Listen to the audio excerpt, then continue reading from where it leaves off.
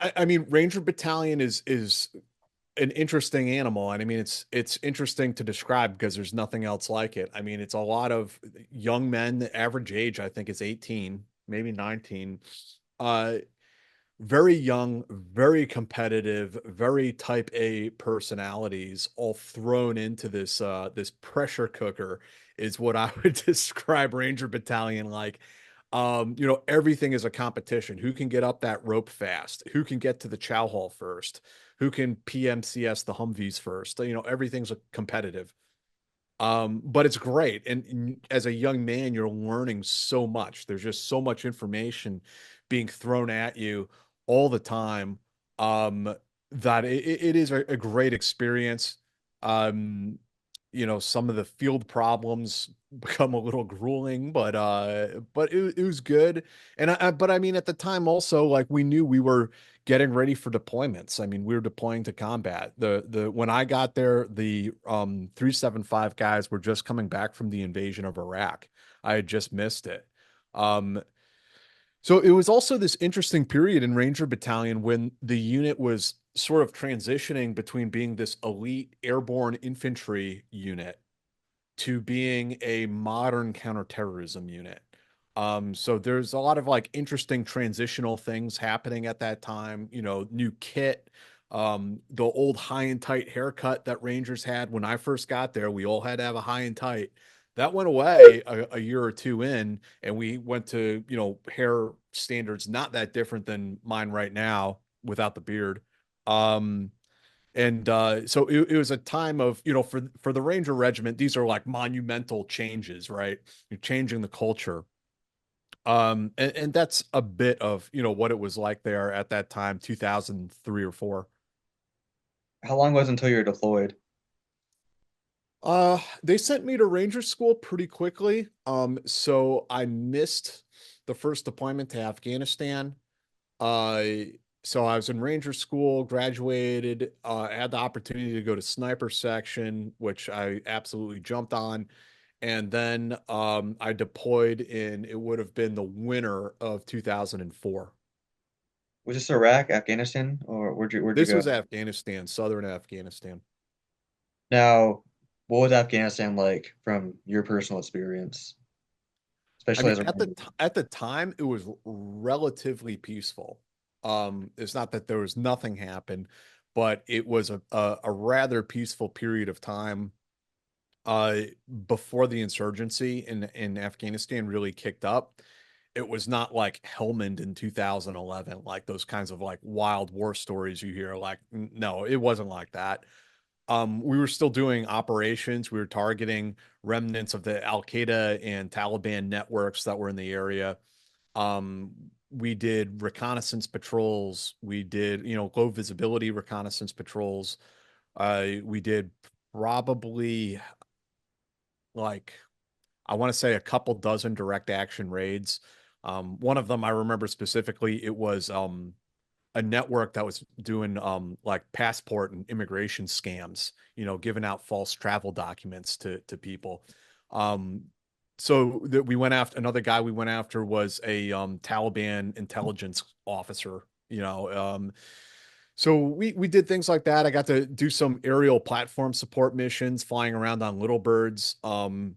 Again, it's like drinking from the fire hose. I mean, there's just so many things that are coming at you so quickly, and you're so young and so new. It's exciting. And it was. What was your first combat experience like? First like actual like shooting experience getting shot at, it was actually a friendly fire incident in southern Afghanistan, down on the Pakistan border. So talk about not combat being not what you expected. And that was hairy. Yeah, there were bullets like chewing up the tree I was hiding behind and kicking up dirt in my eyes. It was What it what was happened not. exactly for friendly fire incidents that happen like that? Yeah, so what happened was that I was the sniper attached to a reconnaissance patrol, a six-man reconnaissance team, six men, one JTAC. And we went out that day from a CIA paramilitary base, the border checkpoints on the border there. went out in the morning and set up an MSS or a mission support site.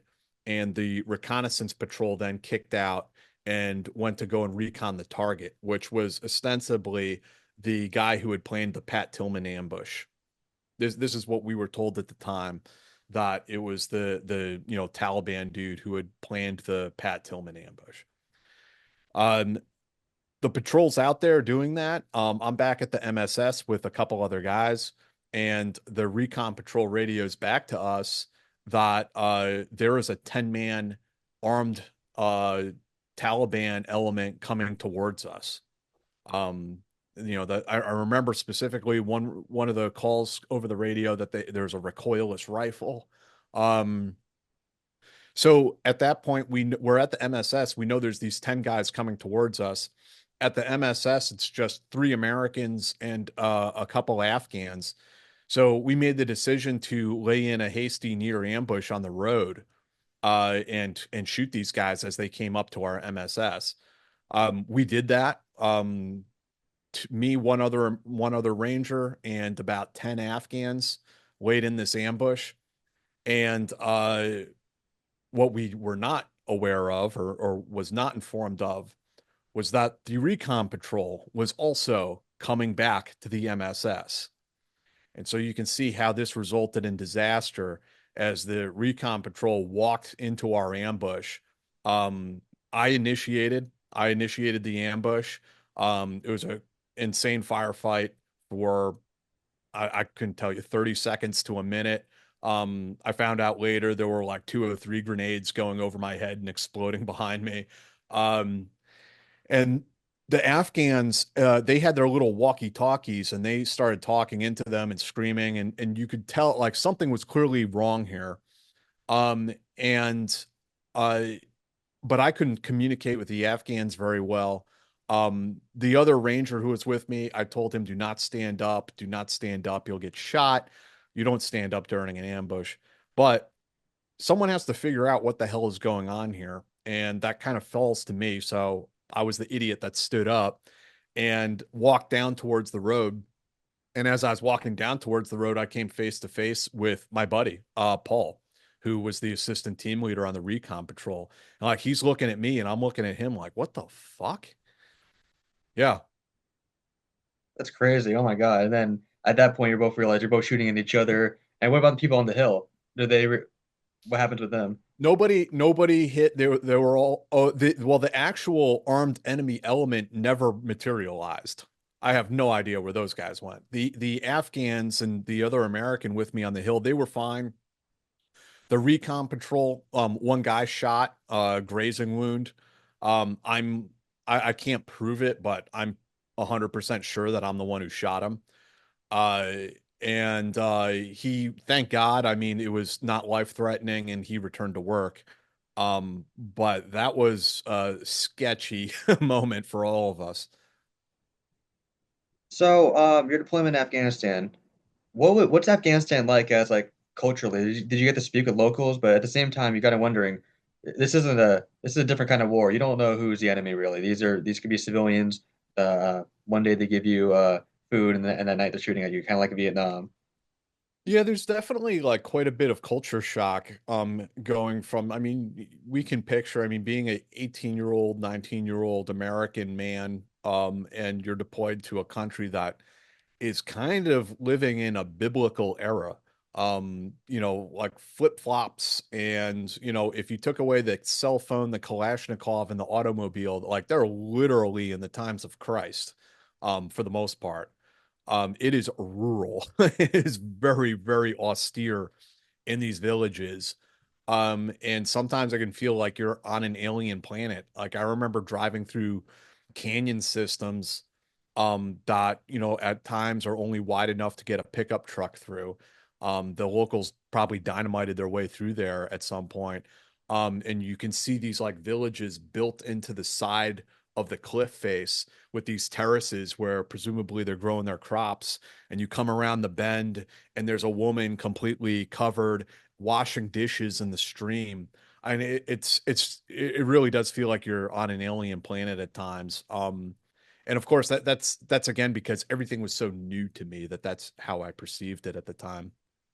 Did you have any prior knowledge about Afghanistan or Iraq before you went to either of them, or just you went there and Yeah, I mean, I read a good bit. I'd read history books and things. I was not an expert by any stretch of the imagination, but I had read a little bit. what was the rest of your time in Afghanistan like? And how long was it until you went to Iraq after? The rest of the time in Afghanistan was good. I mean, there was one incident where we had a vehicle roll over and a ranger was killed, which was tragic. But I continued to serve as a sniper throughout the deployment. And I was attached to Charlie Company. And they did a great job. So the rest of the deployment was good. I mean, and I mean, we continued doing operations, but uneventful. We had another incident. I did not witness, but there was an incident where a guy on target tried to attack one of our I believe the JTAC actually, and the Rangers shot and killed him. But other than that, yeah, there weren't any further incidents or events really that I recall. And then how long until you went to Iraq? Came back to the States after Christmas and then deployed to Iraq in the summer of 2005. So this is post Iraq invasion, and now we're kind of settled in there now. What's that like? This was in Mosul, Iraq. So we're now in a urban, much more cosmopolitan type of environment. Um, this is about when the insurgency gets rocking and rolling in Iraq. And we stepped right into it and went hard for 3 months. And I don't know, we must have done over, I mean, I have to say, yeah, over 100 direct action raids, I would think. We were out multiple times a day, during the day and at night, just going after targets. Um, it was an interesting time, man. It was like you felt that Ranger Battalion had become what it was supposed to be. Like it was living to its full potential in those moments. Whereas going out just hitting target after target. And it feels like you're making a difference. It's one of these situations where you're experiencing tactical victories. Um, so when the strategic defeat comes, it's a bit of a shock. Um, and when you're a young ranger, it feels like you're winning. Doing those types of operations. Um, we got into firefights, plenty of enemy killed on that. Um, we had no friendly killed, thank God. We did have some WIAs, some wounded guys. I was in the lead of a striker convoy, and our platoon sergeant had us pull under an overpass. We were waiting for a high value target to come across the overpass, and we were going to kind of cut him off at both sides and capture him that way. He'd be trapped on the bridge. We rolled under this overpass for just a couple minutes, and while we were there, insurgents coming up over the overpass got out of the vehicle and lobbed hand grenades down on us. And some of them went off on top of the striker or on the ground. One of those grenades got down through the hatch and blew up inside the striker and severely wounded our platoon leader and one of our squad leaders, Joseph Kapicheski, who's a great guy. Those two guys were hurt the worst. And I believe both of them eventually got, like below the knee amputations, but came back to work. What's a combat incident or mission that sticks out to you the most? Um, Man, there were so many. There's and so many coming at you so fast. I mean, there was one where we got into a high-speed pursuit in the streets of Mosul with the strikers chasing this Opel, and I'm the tank commander or tactical commander of the vehicle, so I'm not in charge really. I'm in charge of the vehicle and where it goes. Um, but down the driver is like a PFC, like Ranger PFC. He's just stomping on the gas, and here we go. And we're like doing these crazy turns through the streets. That was pretty funny. I felt my life flash before my eyes on that one. But there were also others where our snipers killed guys who were trying to maneuver on us. There were firefights in Telefar, more frag parties, gunfire and explosions going off around us. Um, what are some of the other like notable ones? What was your closest Um, call? Probably those grenades going off. I didn't get, I never got shot or anything like that. The grenades going off around me was maybe the closest. But I mean, I was around some other firefights, coming in pretty hot. The Now, one incident that stands out for me that I remember was we hit a target in broad daylight, and the Rangers assault the target, and they send our platoon leader sends up the word over the assault net, says, yeah, we got the objective is secured. We have detained 6.5 men. And the company commander comes over the net and is like, what the fuck do you mean 6.5 men? And my PL responds, we have detained 6 men and one midget. And the company commander's like, what the hell is he screaming? And then when we're coming off target, he announces, yeah, we're taking the detainees off the target. We're taking the midget out in a rucksack. And the company commander's like, we don't need them, leave them there. That's just one of those funny things that breaks up the stress, I guess. was there any other incidents like that would lighten the mood for these intense times? I mean, there's plenty. The privates would go around balling each other up, and I have pictures where it looks like the IRA, holding a hostage, like a bunch of these privates with balaclavas, and they'd like just like snatch up other Rangers like on their way to the shower with like a towel over their shoulder, and just like grab them and ball them up and flex cuff them and blindfold them. Yeah, I mean, it was just there's definitely funny stuff that happened and humorous moments that took place during that deployment. Now, comparing Iraq to Afghanistan, this is a different kind of warfare. This isn't mountains. This is more urban and Yeah. desert-like. And Yeah. tell me about that. Tell me what urban warfare is like compared to mountain warfare. Man, totally different. I mean, in Afghanistan, you get more, I think, the long range engagements, whereas in Iraq, they are, close in engagements, within 50 meters, right? Probably a lot closer in most cases. And the urban environment has so many challenges you have to contend, as I spoke of earlier, what's going on above you, uh, with gunfire can emerge from so many different points. Um, but I will say that what my platoon was doing at that time, that they were doing it the right way. They had been mentored a bit as well by some of the Delta guys and brought up to speed on like some modern room clearing and assaulting procedures. And they were, our Rangers were quite proficient at it. And I credit them, they got me and everyone else home alive. What's it like clearing a house for a high value target, either capturing or killing said person? It's I mean, it's interesting. My primary job on that deployment was to be I was a gun team leader and weapons squad. But did end up, clearing structures as well. Um, I mean, it's pretty cool, to like explosively breach and go inside.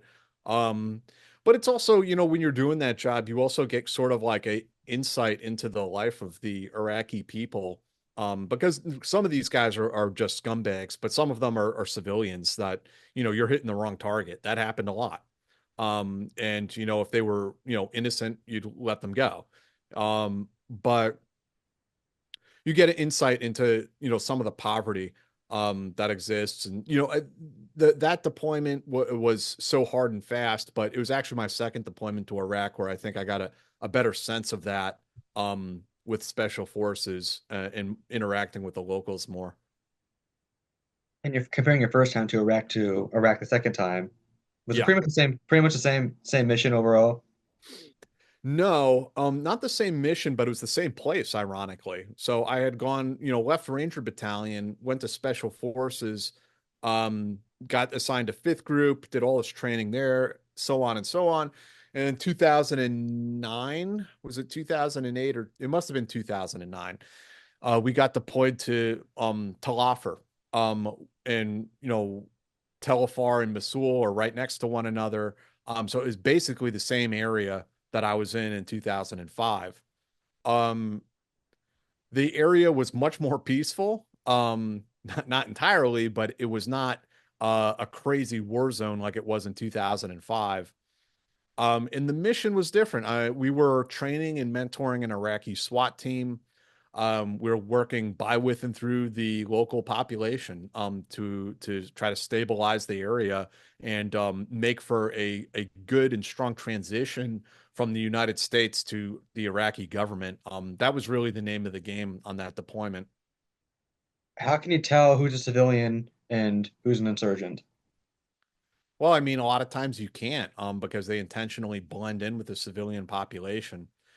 So a lot of the ways, I mean the way you can tell the difference is, you have to have be doing intelligence driven operations, whether it's human intelligence or signals intelligence or whatever it is.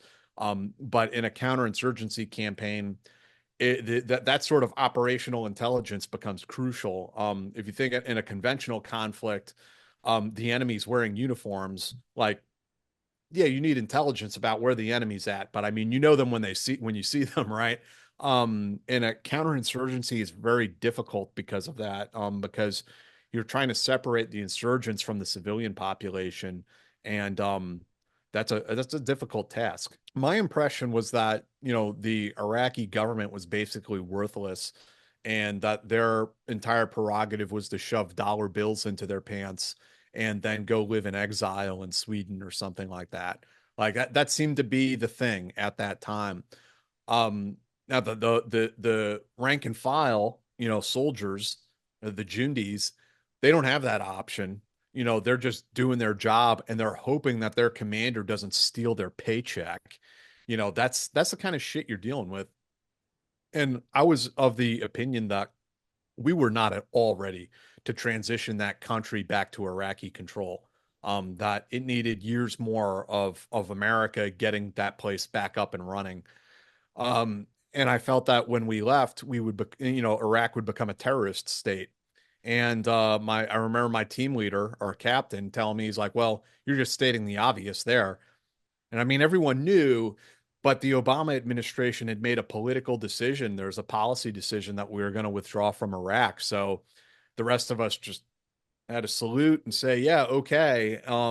Even though you could see how stupid it is. I mean, I was at one point brought into the planning process for a big Iraqi mission. It was supposed to be unilaterally planned and executed by the Iraqis. And they wanted to use our SWAT team. I was very opposed to this because I felt that what the Iraqi officers in Mosul were doing was they wanted to go into remote villages on the Syrian border that they had no tribal or ethnic affiliation with, and basically do like an ethnic cleansing light. Like they can go in there and like destroy this place and it's no consequence to them. Um, and the operation to top it all off was called Operation Blind Hope. That was the name of the mission. And so I pushed back on it a lot. Eventually it ended up going forward. It was a total disaster. None of it worked. So then they decided to do Operation Blind Hope 2. So they come in and I remember the Iraqi officers coming in and briefing me, and the guy is like, "Yeah, that last mission was like a Mickey Mouse cartoon or a Tom and Jerry cartoon, but this time I'll show you what we'll do. Like we're gonna drive up here like we're going over here, but then as we're going, we're gonna switch directions and we're actually gonna hit here and surprise them." And he's like, looks at me, he's like, "I learned that in the war college." I'm like, "Oh man, we are so fucked." And that was my general impression or theme, as a low-ranking, junior NCO staff sergeant on an ODA. That was my impression of what was going on with the Iraqi government and the Iraqi military. And I mean, there were good soldiers in the Iraqi military, and the ones that worked directly with special forces, I feel like we were able to train and teach and mentor them and get them to a suitable level. But then there's everything that happened above that, the actual Iraqi government, and that's maybe a topic for others to opine on, but clearly what we did not work. And you really felt it there, did it? And I'm guessing a lot of other people you worked with, not just Americans, but Iraqi soldiers too, felt like You the you could command see was. the corruption. You could see the corruption, yeah. Um, that commanders are stealing the money from their men, that equipment is not getting down to that level, that the commanders are just selling it on the black market, that kind of stuff. You can see it, yeah. Did you have any other deployments afterwards or No, it was the three Afghanistan, Iraq, and then Iraq. and when you left the army, well, you became a journalist or did you have a career gap before then? No, I got out of the army in 2010. By that point, I was, you might have noticed by the way I've been talking for the last few minutes. I was pretty disgusted with the bureaucracy of the army, and it gets to the point where you're like, hey, if you guys aren't taking this war seriously, why should I? Like, you're going to ask me to do this? It would have been another 12 years of my life. Um, it's kind of like, yeah, no, thank you. So I got out in 2010 and went to college. And I had very vague ideas about going into international business. Um, Changed my major from business, then to history, and then to political science. And there's no conception at all about being a journalist. Um, but what happened was I started writing. I started writing a novel actually, and I started a little blog to try to support it and get some interest around it. And an editor at military.com saw that and asked me to come write for them, which I did. And so this became like a little side job while I was in college. And then at a certain point, I went off with someone else and did a startup company, and it was like special operations news. And so suddenly now I find myself having to write news. Who would have thought? And that's sort of the way that I stumbled into journalism. And then over time, it just became you became independent. Yeah, I mean, I, I've never worked for like big news agencies or anything like that. I was always kind of independent. And I mean, I'm largely self-employed to this day. So it's been an interesting ride. I mean, I got to do a bunch of trips overseas. I went back to Iraq a few times. I went to Syria a few times. I went to the Philippines, doing reporting trips. And so very interesting experiences. I haven't done that in a while. I mean, I would go back if there was an important story to chase, but um, I feel also like that's a bit of a phase that maybe I moved on from.